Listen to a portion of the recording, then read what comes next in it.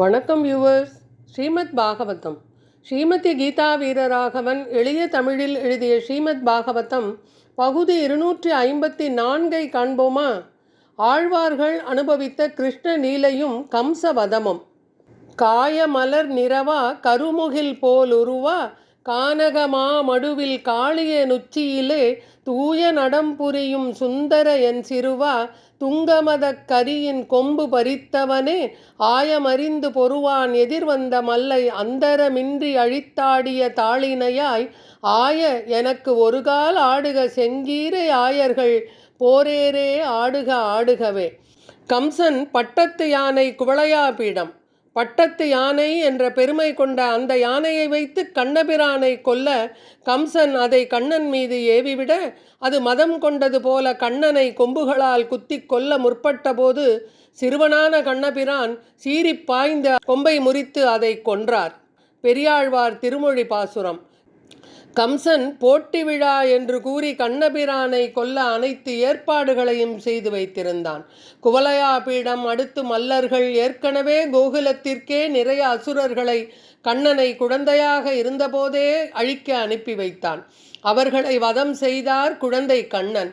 இருட்டில் பிறந்து போய் ஏழை வல் ஆயர் மருட்டை தவிர்ப்பித்து வன் கஞ்சன் மாளப் புரட்டி அண்ணால் எங்கள் பூம்பட்டு கொண்ட அரட்டன் வந்த பூச்சி காட்டுகின்றான் அம்மனே அப்பூச்சி காட்டுகின்றான். பெரியாழ்வார் திருமொழி. நள்ளிரவில் மதுரையில் தேவகியின் மைந்தனாக அவதாரம் செய்த கண்ணன் ஆயப்பாடி சென்று ஆயர்களின் குழப்பத்தை போக்கி கொடியவனான வலிய கம்சனை பூமியிலிருந்து புரட்டி தள்ளி கொன்றான். அப்படிப்பட்ட கண்ணன் நாங்கள் யமுனை நதியின் நீராடிய பொழுது எங்களது பட்டாடைகளை எடுத்துச் சென்ற கண்ணன் வந்து அப்பூச்சி காட்டுகின்றான். கஞ்சன் தன்னால் புணர்க்கப்பட்ட கள்ளச்சகடு கலக்கழிய பஞ்சி அன்னமெல் அடியால் பாய்ந்தபோது நொந்திடும் என்று அஞ்சினேன் கான். அமரர் கோவே ஆயர் கூட்டத்து அளவன்றாலோ கஞ்சனை உன் வஞ்சனையால் வலைப்படுத்தாய் முலை உணாயே. பெரியாழ்வார் திருமொழி பாசுரம். தேவர்களுக்கு தலைவனே, உன்னை கொல்லும் பொருட்டு கம்சனால் அனுப்பப்பட்ட சகடாசுரனை அழிப்பதற்காக நீ உன் மென்மையான திருவடிகளால் அவன் ஒளிந்திருந்த வண்டியை ஒரு உதைத்து அவனை அடித்தாய். அப்பொழுது உன் திருவடிகள் வலிக்குமே என்று அஞ்சினேன். இடையர்கள் யாவரும் ஒன்று சேர்ந்தாலும் என்னுடைய அச்சத்திற்கு ஈடு ஆகாது. ஐயோ, உன்னை அழிக்க வந்த கம்சனை நீ வஞ்சனையாலேயே அவன் தப்பிக்க முடியாதபடி கொன்றாய். இப்பொழுது நீ முளைப்பால் அருந்திட வரவேண்டும் என்று பாடுகிறார்.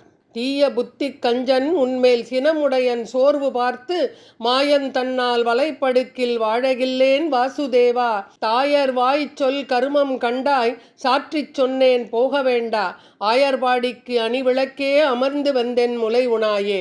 பெரியாழ்வார் பாசுரம். வாசுதேவா, தீய எண்ணம் கொண்ட கம்சன் உன்னை கொல்ல பார்க்கிறான்.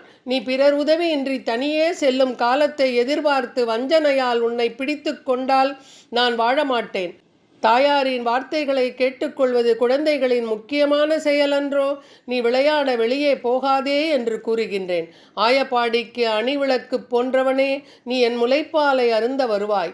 எருதுகளோடு பொருதி ஏதும் முலோ பாய்க்கான் நம்பி கருதிய தீமைகள் செய்து கஞ்சனை கால் கொடு பாய்ந்தாய். தெருவின்கண் தீமைகள் செய்து சிக்கன மல்லர்களோடு பொருது வருகின்ற பொன்னே புன்னை பூச்சூட்டவாராய். பெரியாழ்வார் திருமொழி பாசுரம். நப்பின்னையை மணப்பதற்காக உடல் உயிர் மேல் ஆசை அற்றவனாய் 7 காளைகளுடன் போரிட்டாய்.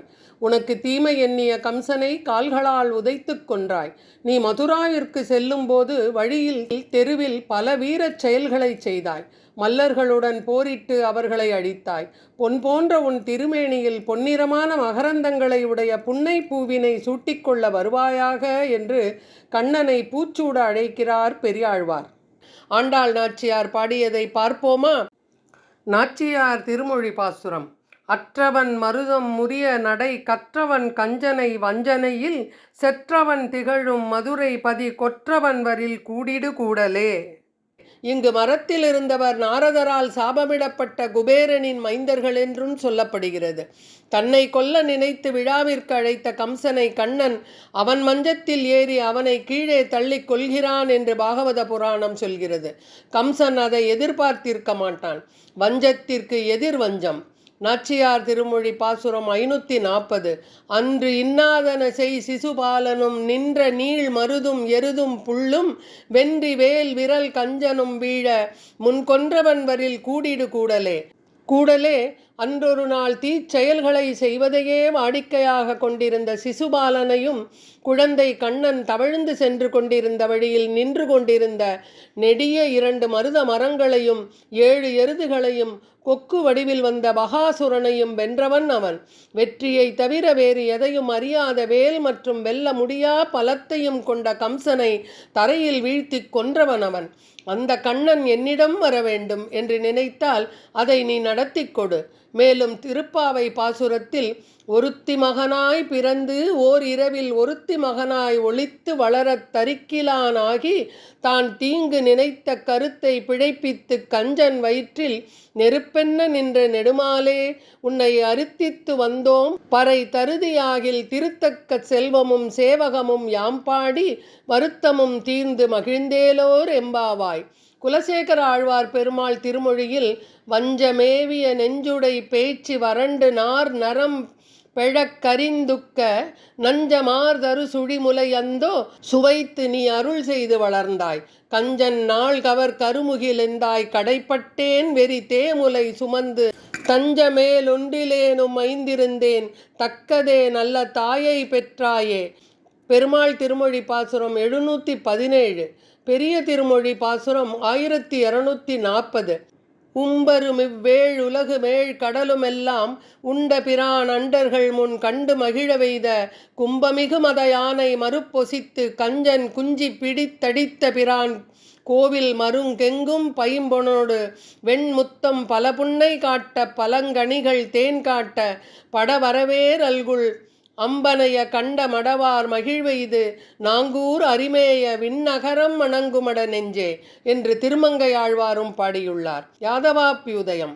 ஸ்ரீமத் பாகவதம், விஷ்ணு புராணம், ஹரிவம்சம் முதலிய புராண இதிகாசங்களை ஆதாரமாக கொண்டு கவிர்தாகிக சிம்ஹம் என்று போற்றப்பட்ட ஸ்ரீமன் நிகமாந்த மகாதேசிகனால் இயற்றப்பட்டது. வேதாந்த தேசிகர் இயற்றிய மகத்தானதொரு காவியம் யாதவாபியுதயம். இதில் 24 சர்க்கங்கள் உள்ளன. மொத்தம் 2642 ஸ்லோகங்கள் உள்ளன. மிக அழகான பகவான் ஸ்ரீ கிருஷ்ணரின் லீலைகளை விளக்கியுள்ளார். இந்த சர்க்கத்தில் சுவாமி தேசிகன் பூதனா மோட்சம், மற்ற அசுரர்கள் வதம் செய்யப்படுதல் மற்றும் கண்ணனின் பிருந்தாவன லீலைகள், காளிங்க நர்த்தனம் ஆகியவற்றை விவரித்துள்ளார். மனீஷிதம் கைதவ மானுஷ்ய ஸ்ருத்வா பயக்ரோத பரிப்ளுதாத்மா கம்சச்சிரம் பராக்பவ கால நேமிகி சிந்தார்ணவே மக்ன இவாவதஸ்தேன இவ அவதஸ்தே.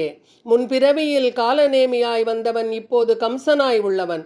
மனிதனாய் தோன்றியிருக்கும் பகவானுடைய நோக்கை கேட்டு அச்சமும் கோபமுமாய் அலைகின்ற மனம் உடையவனாய் நெடும்பொழுது விசாரக் கடலில் மூழ்கி நின்றான். பகவத்கீதை சர்வதர்மான் பரித்யஜ்ய மாமேகம் சரணம் வ்ரஜ அகம் த்வாம் சர்வ பாபேப்யோ மோட்சயிஷ்வாமி மாசுச. எல்லா வகையான மதங்களையும் கைவிட்டு என்னிடம் சரணடைந்து விடு. எல்லா பாவ விளைவுகளிலிருந்தும் நான் உன்னை விடுவிப்பேன், பயப்படாதே. இதற்கான விளக்கத்தை பிள்ளை லோகாச்சாரியார் விளக்குகிறார். நான் உன்னுடைய எல்லா பாவங்களையும் அழிக்கிறேன் என்று பகவான் கூறவில்லை, உன்னை எல்லா பாவங்களிலிருந்தும் விடுவிக்கின்றேன் என்று பகவான் கூறுகிறார். ஏன் அப்படி பகவான் கூறினார்?